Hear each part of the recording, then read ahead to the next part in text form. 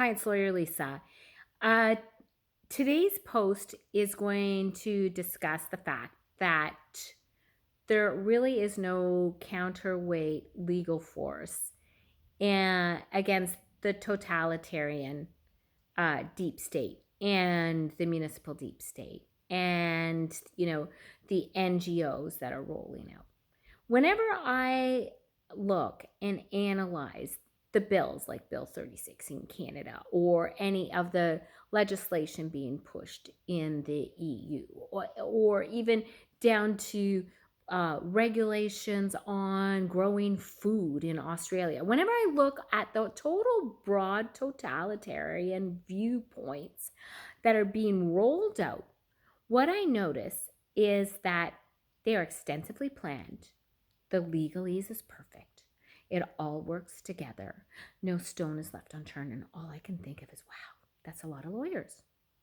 It's a lot of lawyers in what I would call the silent totalitarian bar, right? There's a bar of lawyers out there whose job it is to make sure that you have the right bylaws in your municipality in order to fund the smart city infrastructure, in order that you utilize the smart city infrastructure fund, and you can do so, and you can violate privacy, and all of this is tied together seamlessly. And whether it's at the municipal level, the state level, the federal level, right, the NGO level, everything is tied down, right? All laws come with their, the idea, oh, well, we need the AI for the health, and we need, we're going to have the interoperability. And so, first they analyzed what were the barrier laws that were impediments to their worldview. How do they get rid of them? What are the required legal structures in order to implement their worldview? And so when I read all those really detailed, bylaws, policies, funding, studies, etc., all I can think of is, holy shit, what a bar, right? I don't know who these faceless lawyers are, but they're smart. They're some of the top lawyers across the world, and they're smart, and they're working on erecting the totalitarian state. They're drafting the WHO stuff. They're putting in the Gates patents, 060606, right? Awarding an individual for their work, awarding them compensation. That's, you don't always get it, because you don't always get an award, right? All of the language, nothing is left to chance. So there's a massive amount of lawyers, right? There's so few lawyers with subject matter expertise that understands it. There's few. Here's one, right? Doing it all on my own time. Doing it all for you.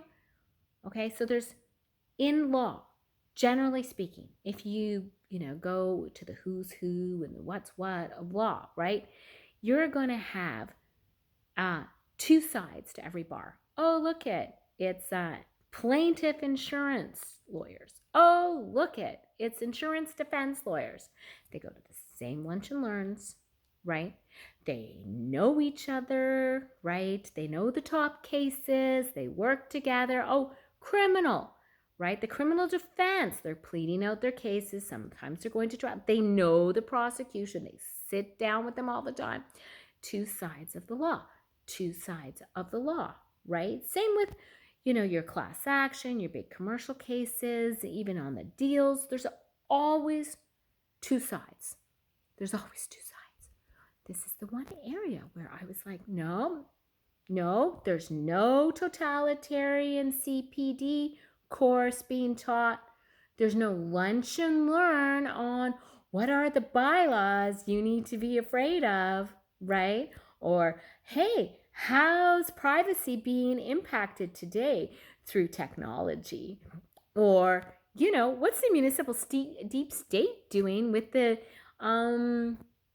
the Smart City Infrastructure Fund, and how are they getting through that through council? And none of that, right?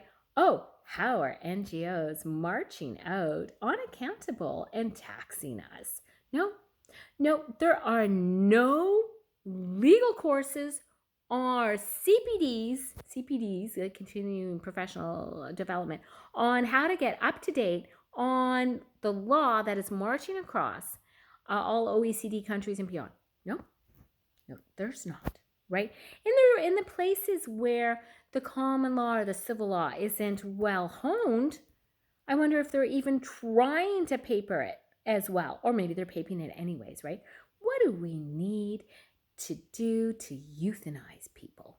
What kinds of consent forms? How do you divide the person from looking at the consent form from the person performing? And who's got to be the witness? And what happens when someone is unable to consent? Who can sign for them? All of this shit, right? All of this shit that's going down has a team, like a warrior team of lawyers. And I know, as a lawyer of 25 years, what kind of work goes into preparing these documents and making sure that they are ironclad and passing them as bills, right? And putting them through, right? The Strong Mayors Act. That sounds great. Let's give Olivia Chow strong mayor power. And it's about building smart cities. There needs to be a collection of law and the study of it that creates the bar that pushes back on the hidden bar, right? And the bar of lawyers that are the teams of lawyers that are creating the totalitarian regime across our world, right? I don't know who they are. Do you know? Well, no. I'm one of the few subject matter experts that is looking at like the complete totality of what is marching out. Makes me a very rare beast, I think. But we need to start collecting the pushback, right? And since for the most part, professional bodies are the means to capture and eliminate the practice of law that would push back, that's really what diversity, equity, and inclusion is going to do into the practice, right? The minute you have someone pushing back on free speech in pro-life areas, free speech in parental rights, or free speech, right, in oil and gas, all of that makes, your professional body lean in. Just like the professional bodies are leaning in on the doctors who go, ivermectin was working, right? Couldn't say that. Nope, couldn't say that. Well, you had an emergency use authorization that had to have no known, substance that could work on the pandemic. So, yeah, I look at this and I say, this is the one area of the law that is most interesting. This is the one area of the law that is most transformative. This is the one area of the law where there's millions, hundreds of thousands of lawyers in teams across, like spanning a couple decades, across many countries, working on the totalitarian regime. And, on the other side, there's a smattering of us pushing back. And most of them, are pushing back in their small area. Like, I got a criminal client who's now been charged by, for a COVID restriction, or, a masking restriction. Or I've got somebody who is on council who, pushed back on, something that they're not supposed to in the trans area. Or, I represent a school board trustee or a pro-life person, or all of the areas that people are walking into pushing back on this deep state. They're accidentally doing so in their subject matter expertise, right? So we are moving. This is so astonishing to me that nobody captures this. We are moving from a rights-based society to a permission-based society, like a permissive-based society, where freedom is literally 2 feet in front of you at all times. Freedom is your QR code, right? Is it green? right? Or is it blue because is that the WHO doesn't count? Diplomatic immunity, that's the first thing that I would say goes. Diplomatic immunity goes. It goes hard. That's what I would do. Oh, yeah, I've got lots of ideas. So we're going from a rights-based society where we have the right to do things to a permission-based society. That is, that we are allowed or permitted to do so based on an electronic device's indication of our social credit. It's very complex. I'm sure I should, if you like my work, you should tell me, because I am someone who likes encouragement to do more of what you think I do well. But we're not talking about this fundamental transfer of society from rights to permission. And it's so fundamentally different. And all our lawyers are working in their little expert areas. And they're not contemplating this big question, right? Do we want to be in a society at the end of an algorithm, at the end of social credit, which tells us if we get into the restaurant, get on the bus, have a vehicle, buy meat? Do we want to be in a situation where not even a person is governing this, but technology is? And we've all had the experience of, being on hold or, chatting with a bot. And does a bot have any compassion? Right?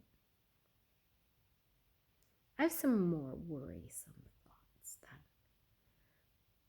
I will share with you. And I want to set up an action request, on a weekly basis, because I do believe citizen engagement can turn the tide. Should we be moving from a rights-based society to a permission-based society? Should our top legal minds notice? Should there be a counterweight, right, of lawyers pushing against the totalitarian deep state at par or more, right? What if we were at par or more?